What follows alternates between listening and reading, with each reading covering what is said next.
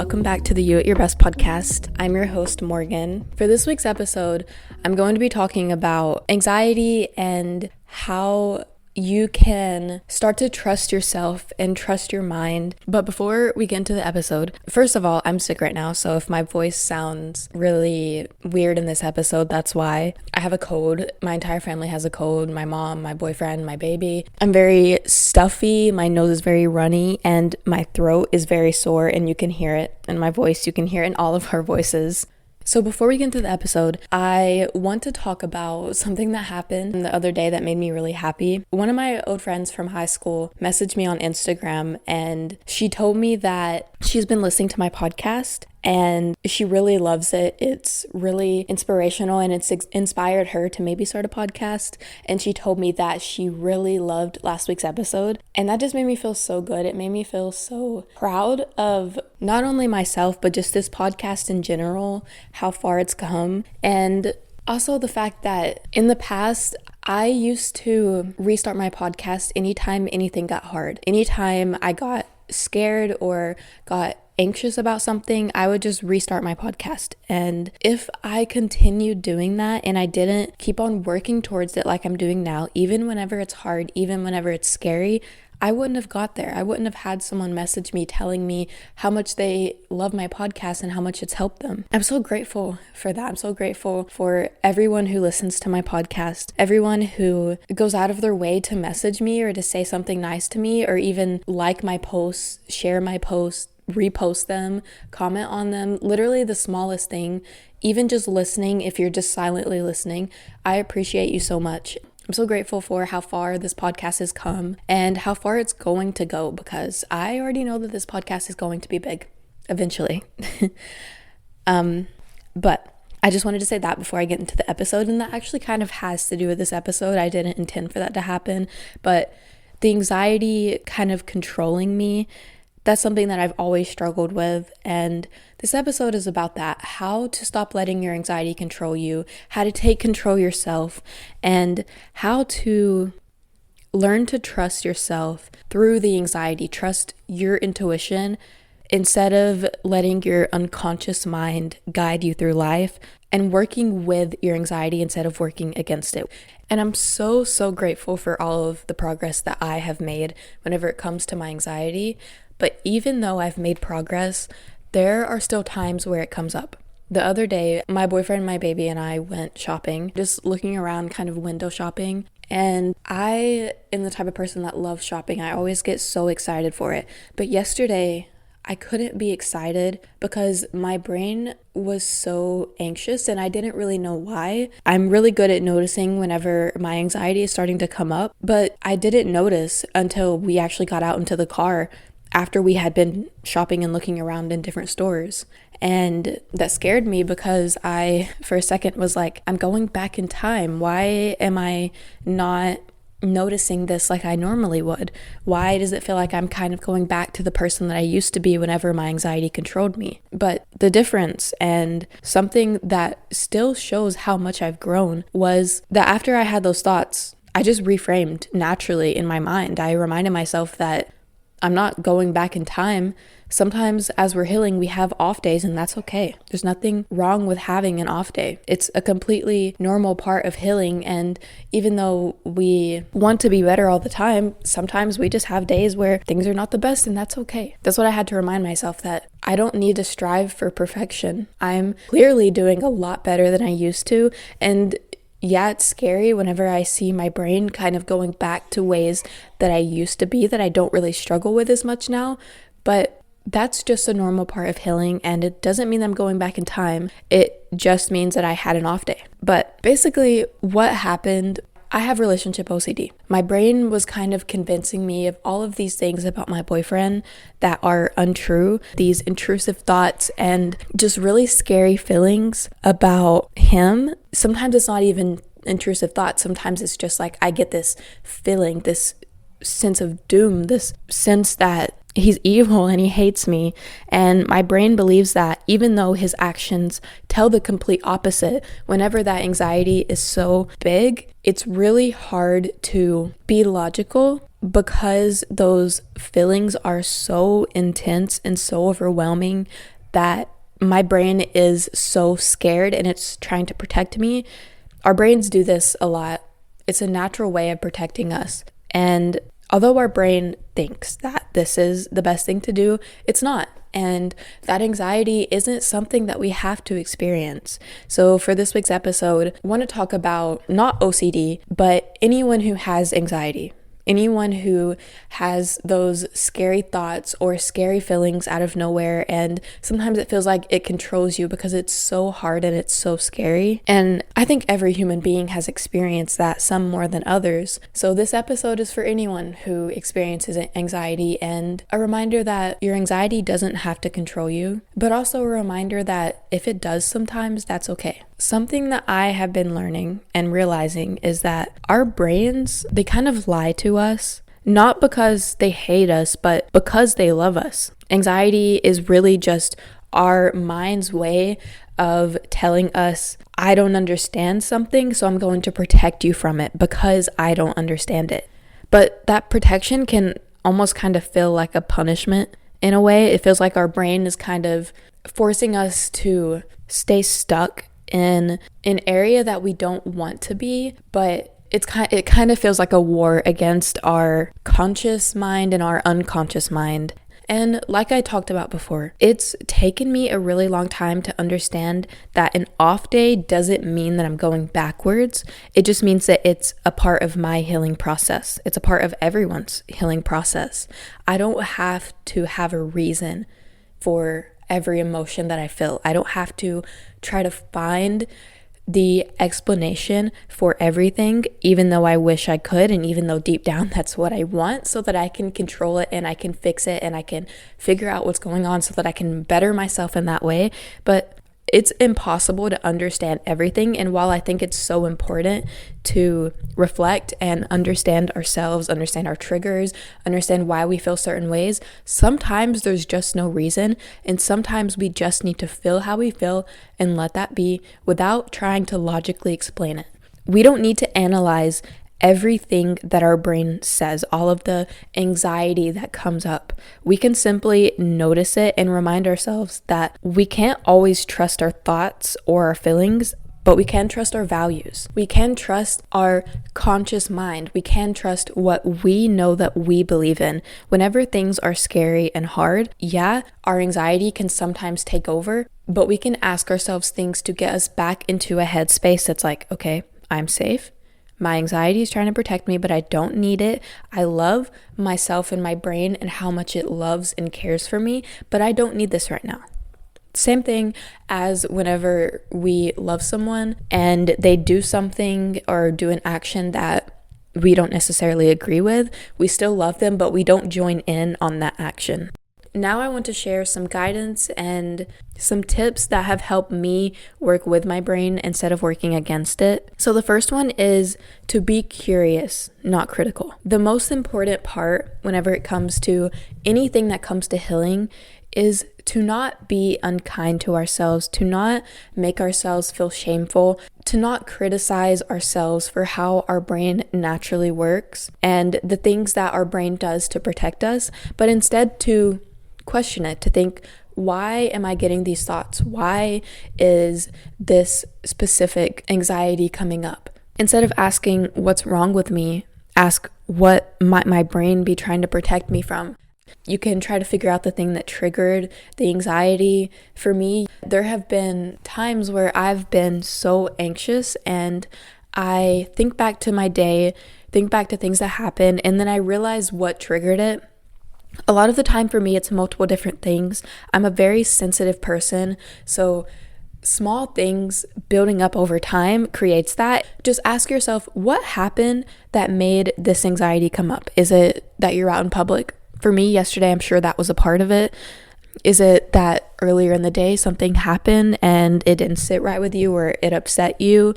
Is it that sometimes you're just having an off day and your brain is just a little bit more sensitive than normal? Just try to figure out why instead of shaming yourself. And for me, whenever that started becoming my natural habit, I started loving myself more. I started feeling that natural self-love and self-compassion that comes from being curious instead of being unkind and thinking about all of the things that are wrong with me or that I wish I could change, because that's not going to help anything.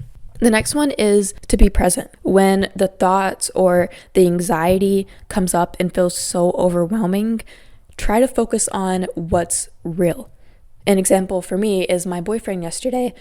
It's so frustrating because whenever my OCD is really bad on really hard days, my brain decides that everything that he does and says is bad. For example, yesterday he showed me a manga and told me that I should read it.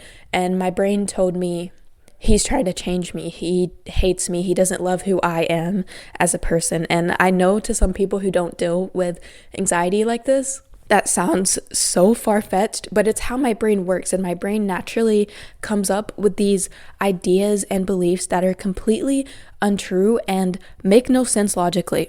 Him showing me a manga does not mean that he doesn't love me or he wants to change me.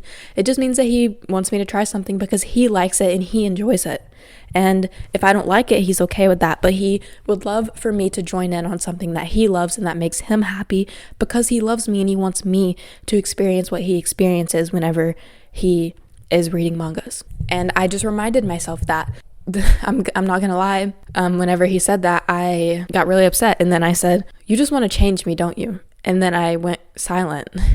And as sad as it is, and as hard as it is to admit, that happens sometimes. And I know that it's really hard on him.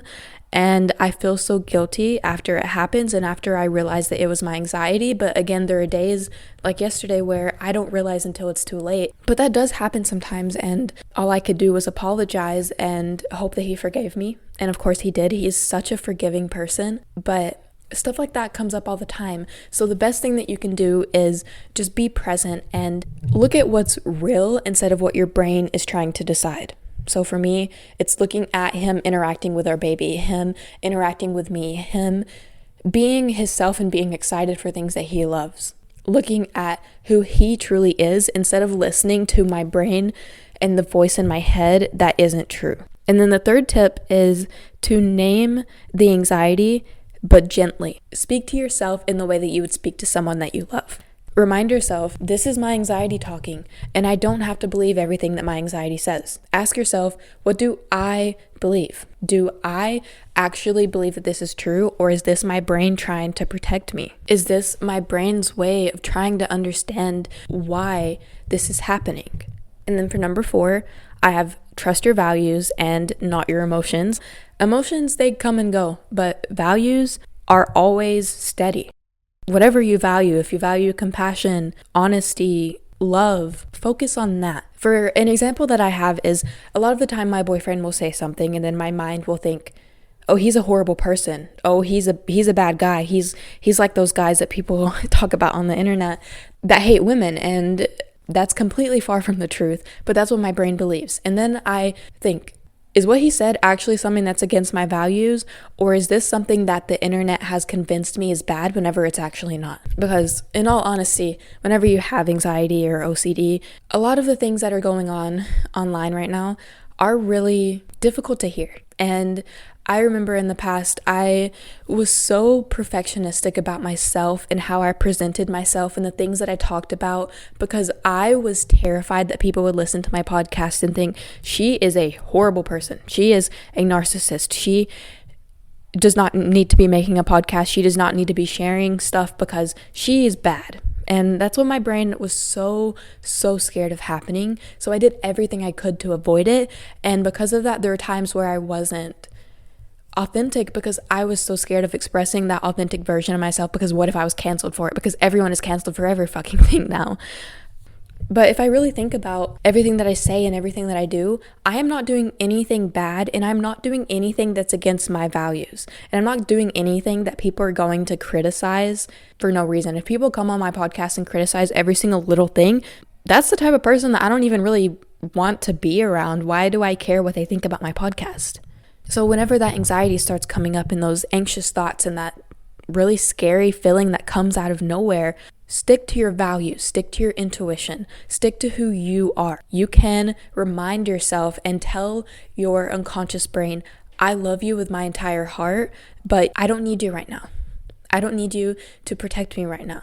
I am safe, we are safe, and thank you for loving me so much. You love yourself with your entire being, and that's why you are protecting yourself. That's why this anxiety comes up, but you don't need it anymore because you trust yourself and you trust your values and you trust what you believe. You trust your intuition, not the anxiety. The anxiety doesn't control you anymore. And although sometimes it might, and that's okay, overall, it doesn't anymore. And then I keep on just kind of like going into the next step as I'm talking about the previous one.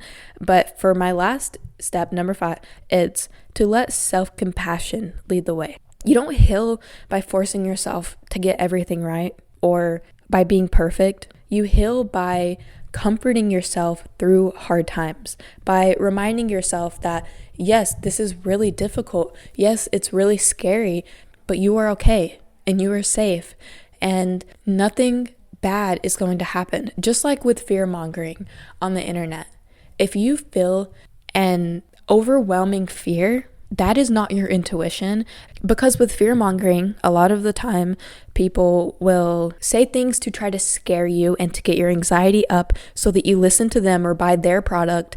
And something that I've really learned through the Pete's Doc podcast, I will link that podcast in this episode, is that anything that makes you overwhelmingly anxious online, that is a negative sign. If you are listening to something and they are trying to sell you a product or make you believe what they are saying through scaring you, you need to take a step back and not listen to that. Get off the internet and stop watching those videos because it'll only make you more anxious and it'll help that person profit off of your fear and anxiety. Whenever you feel calm and relaxed and just this sense of all-knowing, that's whenever it's intuition and that's whenever it's true. Because truth is not terrifying. Truth does not make us so scared and so worried that we feel like we can't handle everyday life. And I know there's a lot of really scary things going on right now, and the internet is making it even scarier, but even whenever those things are true, even whenever things are really hard, for example, in America, how everything is so expensive right now and it feels like no one can keep up. Even families who are making decent money can't afford to buy a house or can't afford to live somewhere. And that's really scary. But even then, whenever it's intuition and it's truth and not anxiety or fear mongering, you will figure it out. And even if times are really hard, you can get through those really hard times because you trust yourself and you believe in yourself. That's what true intuition, self-compassion, and healing looks like. It's not being scared. That's all of the tips that I have to share for this episode. It's a more kind of short episode. Well, I say that. I am recording right now and it's at 30 minutes, but after I edit it, it may be way shorter than that. So a lot of the time, if you listen to my episodes and you hear me say, this is a really short episode and then it ends up being longer, that's why, because I assumed it's going to be shorter and then I edit it and I realized that I really loved a lot of what I said, so I kept it in. But I think this is going to be a shorter episode. Before I go and before I give the journal prompt and do the outro, I want to share some affirmations that you can remind yourself whenever your anxiety starts getting really high and starts becoming overwhelming and unbearable. I can't always trust my thoughts or feelings, but I can trust my values and my intuition. My brain is trying to protect me, but I don't have to listen to it. An off day isn't a setback. I know the truth. My intuition knows the truth. I can stand beside my brain, not inside it. I deserve love even when I'm messy and through my healing. Remind yourself of those affirmations. And remember that if your brain ever feels like your enemy almost, you're not broken. Your mind is trying to protect you the only way it knows how to, the only way it has ever been taught to. It's pure love. You love yourself so much. But peace will come back. You can relearn to trust yourself over time. That's what this episode is for, helping you learn to trust yourself. You can show your brain that you are safe. You're safe now. Even if in the past some things happened to you and you didn't feel safe, you are safe now and you choose to be safe. And even if you're in an environment or a situation that is unsafe, you are still safe within yourself. And the more gentle you are with yourself, the quieter the fears and anxiety become. Before we end the episode, I want to share this week's journal prompt. Ask yourself, in what ways have I already proven that I can trust myself again? I think this is a really great prompt because whenever your anxiety is really high, it helps you remember all of the good things that you've done. Whenever you start criticizing yourself or thinking about all the things that still haven't changed, you can remember all of the good things, all of the things that have changed, how far you actually have come. And it puts you in reality and out of anxiety and fear. I really hope you enjoyed this week's episode.